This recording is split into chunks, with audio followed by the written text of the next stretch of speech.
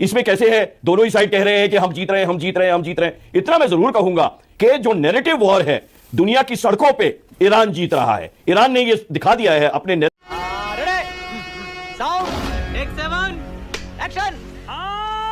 आपके हिसाब से अगले 24 घंटे 48 घंटे में क्या होने वाला है जानी साहब? आपको भी लगता है कोई सीज फायर या समझौता हो जाएगा या फिर बात यहां से और बिगड़ने वाली है? थैंक यू मानक जी, थैंक यू। आपके शो पे आना बहुत अच्छा लगता है और मेरे इतने आलम फाजिल को पैनलिस्ट बैठे हैं, उनसे भी बहुत कुछ सीखने को मिलता है। थैंक यू सबको, बहुत बहुत नमस्कार।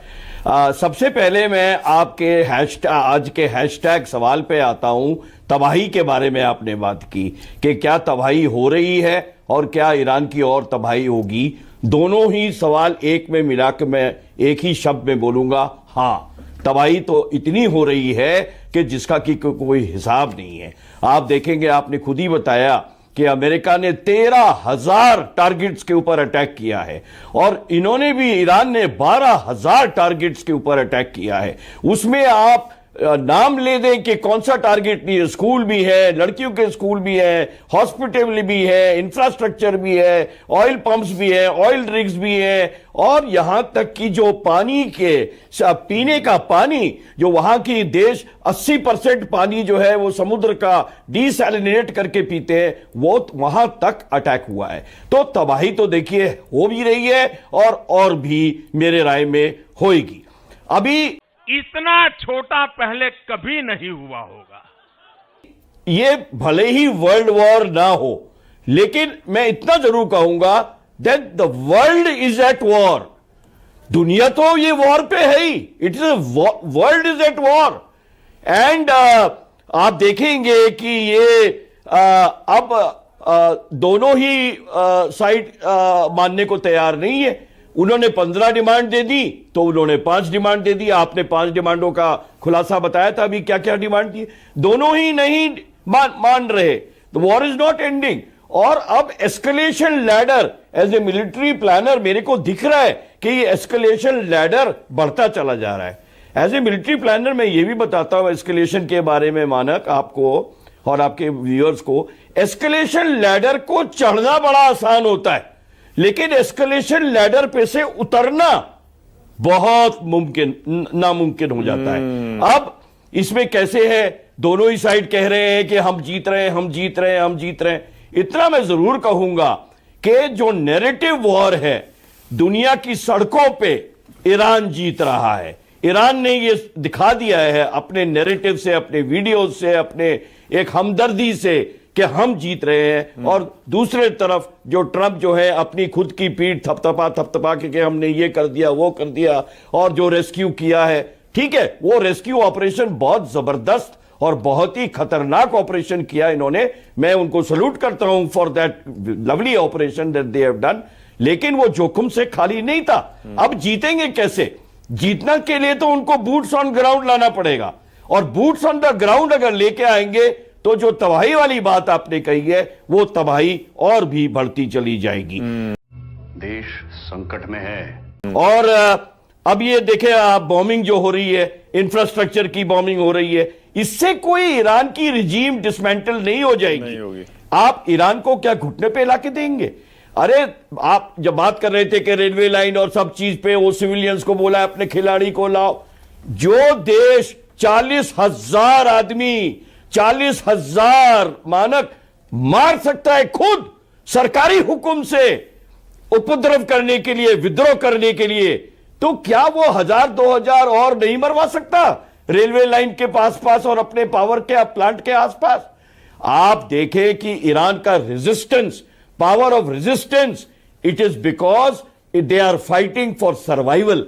Iran is fighting for survival, whereas Trump and Netanyahu have chosen a war of choice। वो तो उनकी एक पसंद है। ओके, जानी एक सेकंड रुकिएगा। ओके, जल आप कुछ भी बोलो, ये नहीं सुनने वाला। विशंबर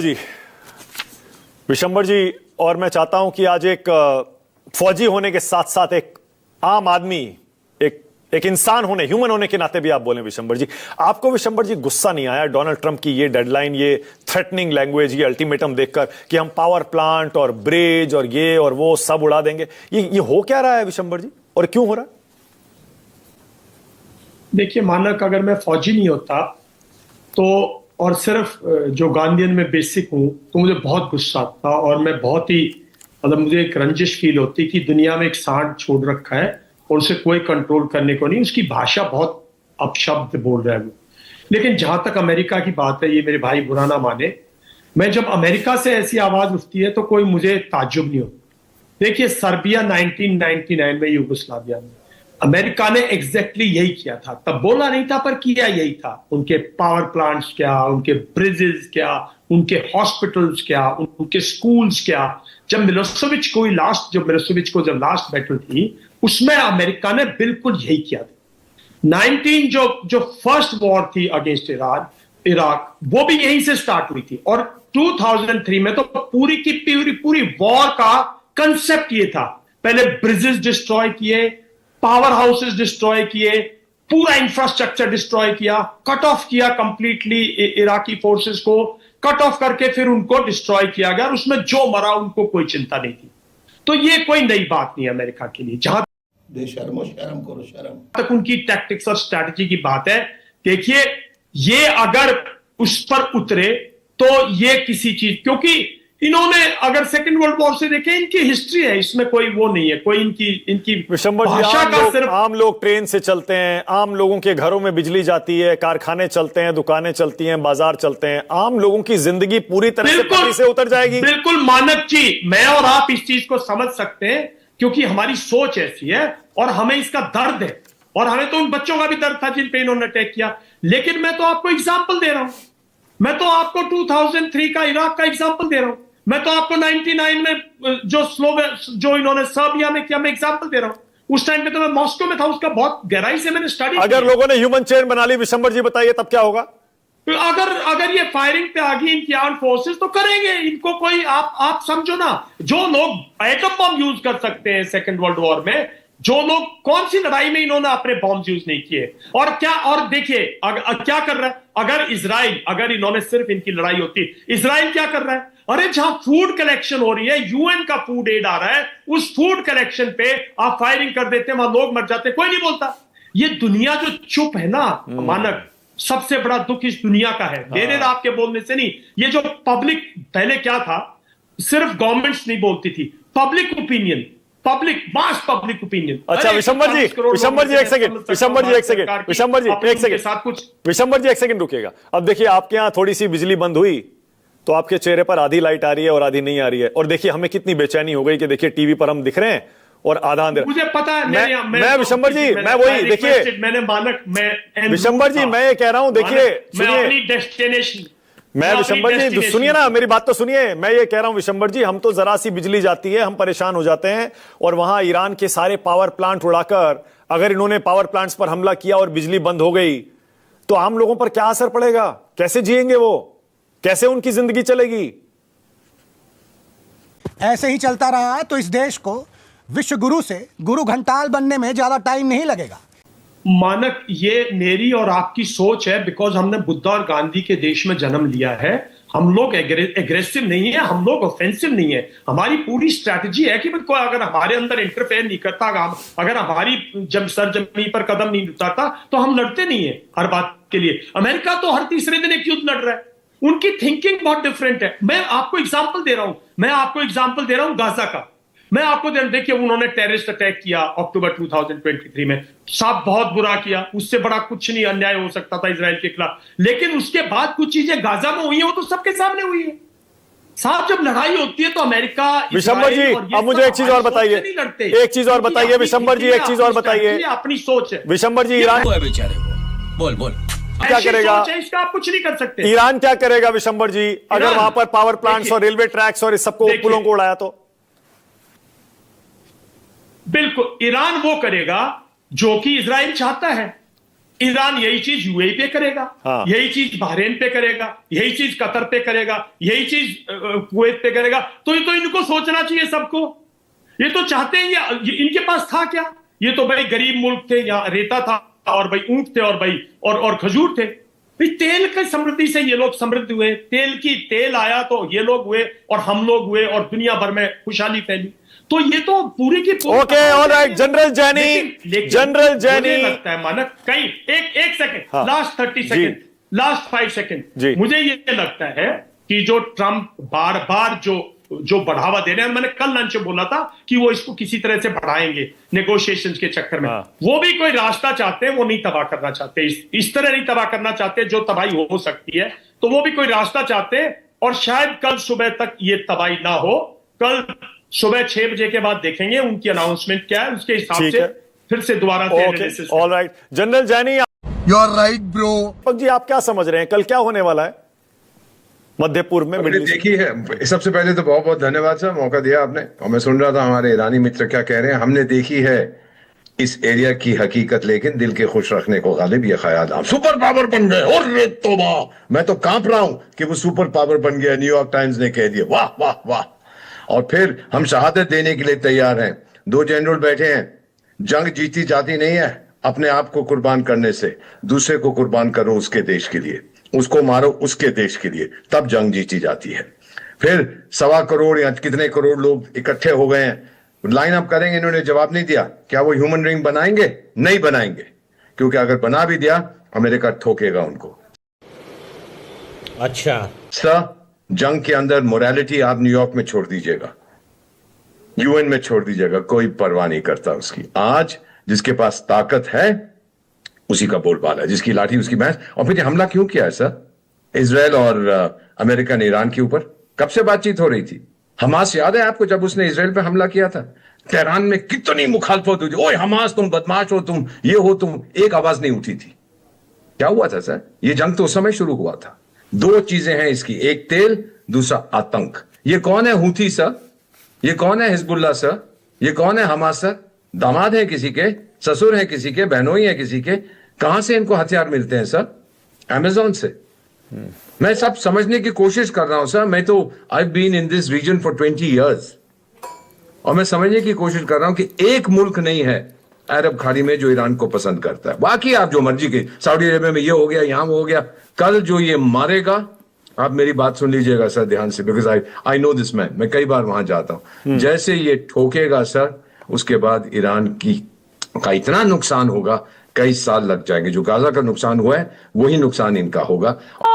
दलाल दलाल। दीपक जी, अब एक रिटायर्ड डिप्लोमेट होने के साथ साथ अगेन एक इंसान, एक ह्यूमन होने के नाते मैं आपसे वही सवाल करूंगा जो मैंने विशंबर जी से किया, जनरल जैनी से किया। ये कौन सी मानसिकता है दीपक जी कि आप मिलिट्री को हरा नहीं पा रहे हो, एक सरकार को झुका नहीं पा रहे हो, सेना को झुका नहीं पा रहे हो, तो आप पावर प्लांट्स उड़ाओगे, आप रेलवे ट्रैक्स उड़ाओगे, आप सिविल इंफ्रास्ट्रक्चर उड़ाओगे, वहां के लोगों को अंधकार में आप जीने पे मजबूर करोगे। ये ब्लैकमेलिंग नहीं है क्या? ये वॉर क्राइम नहीं है दीपक जी? ये बिक गई है गवर्नमेंट, अब गवर्नमेंट में कुछ नहीं है। Don't know sir the definition of a war crime. जो वहां पे हुआ था इजराइल में, वो वॉर क्राइम था कि नहीं सर, जो उन्होंने किया था? मुझे नहीं पता सर, आप फैसला करिए इसका। वॉर क्राइम का कहना, इस्तेमाल करना वॉर क्राइम बड़ा आसान है। कोई डेफिनेशन है वॉर क्राइम की? चड्ढा समझाओ इसे, समझाओ। समीर भाई बोलिए, स्टेट ऑफ हॉर्मुज खोल दीजिए ना, वर्ल्ड ओपिनियन आपकी तरफ हो जाएगा पूरी तरह। जमीर भाई बोलिए। जी हाँ, देखिए बहुत सारी बातें हुई हैं। पहले तो मुझे बहुत अजीब लग रहा था कि ये इतना गुस्से में है, जैसा कि IRGC ने इनका कोई नुकसान कर दिया। इजराइल के लिए इतना दर्द इनके दिल में क्यों है, मेरे लिए बहुत ताज्जुब है, पहली चीज। और मैं आपसे एक लॉन्ग डिस्कशन के लिए इंटरेस्टेड हूँ। ये जो हमास, हुसी, अनाप शनाप बातें कर रहे हैं बैठ के बड़े प्यार के साथ में, गुस्सा आप पे है। आप उस जनता को नहीं देख रहे ईरान की जो तंग होने जा रही है। कर्नल साहब, IRGC के कर्नल साहब, IRGC से तो आप संबंधित हैं। कर्नल साहब एक एक करके प्लीज, आपने अपनी बात कह दी, लेट हिम स्पीक। हाँ बोलिए जमीर भाई बोलिए। जी, तो सबसे पहले तो ये है कि कोई बाहर से बैठ के ये डिसाइड करे कि किस मुल्क में किसको लीड करना चाहिए और किसको लीड नहीं करना चाहिए। पूरी दुनिया में किसी को ये इख्तियार नहीं होना चाहिए कि कौन क्या करेगा, किस मुल्क में कौन लीडर बनेगा, और वो लीडर बनेगा जो मुझे पसंद होगा, मेरे लायक का होगा। ये किसी को दुनिया में इख्तियार नहीं होना चाहिए। ये पहली बात सीधी सी है। ये बड़ी अच्छी बात कही आप। दूसरी बात, बहुत शर्म की बात यह है कि हम ये कहें क्योंकि किसी ने बुरा किया है तो मैं भी बुरा करूंगा, और मुझे इख्तियार है बुरा करने का क्योंकि किसी ने बुरा किया है। ये कानून जो है ये बहुत ही बुरा पस्त कानून है, यानी इंसान की फिक्र बताता है कि इंसान की फिक्र जो है 1000 से ज्यादा लोग मार दिए थे हमास ने। जमीर भाई, उसको कंडेम कर दीजिए ना, आगे बढ़िए उसके बाद। जो भी देखें, मैं आपको एक चीज बोल देता हूं, जो भी मजलूम इंसान मरे जो भी दुनिया में, वो उसके हम साथ हैं, और जो भी मजलूम इंसान मरेगा उसके हम साथ खड़े रहेंगे। मरेगा क्या? मारे गए जानबूझकर। हमास को कौन सपोर्ट करता है? आप भी कैसी बात करते हैं? दुनिया सब जानती है जमीर भाई, सबको पता है हमास को कौन सपोर्ट करता है, कौन फंड करता है, कौन हथियार देता है, कौन चलाता है। जी जी, मैं जवाब दे दूं मानक भाई, मैं जवाब दे दूं, मैं जवाब दे रहा हूं। मैं कह रहा हूं आतंकवाद मुर्दाबाद, आतंकवाद को जो स्पॉन्सर करता है वो भी मुर्दाबाद, आतंकवाद को जो सपोर्ट करता है वो भी मुर्दाबाद। ठीक है, पहली चीज। दूसरी चीज ये है कि आतंकवाद हमने दो टाइप के बना लिए। एक वो है जो केंट कहता है, अमेरिकन काउंटर टेररिज्म का हेड, रिजाइन करते वक्त वो कहता है अल कायदा हमने बनाया, आईसिस हमने बनाया, वो खुद कहता है। ठीक है, तालिबान हमने बनाया। पूरी दुनिया में टेररिज्म जहां से निकलता है वो लोग उसके स्पॉन्सर्स कौन है? अमेरिका है, इजराइल है। इजराइल के बारे में भी बता दूं, नेतन्याहू का यूट्यूब पे जाएंगे, वीडियो एविडेंस है कि वो आईसिस के सोल्जर्स के साथ बैठा हुआ है हॉस्पिटल में, उनका तो तू समझा? हाँ। नहीं, तू समझा नहीं। तुम्हें शर्म है? कुछ शर्म आया है? तुम्हें शर्म है?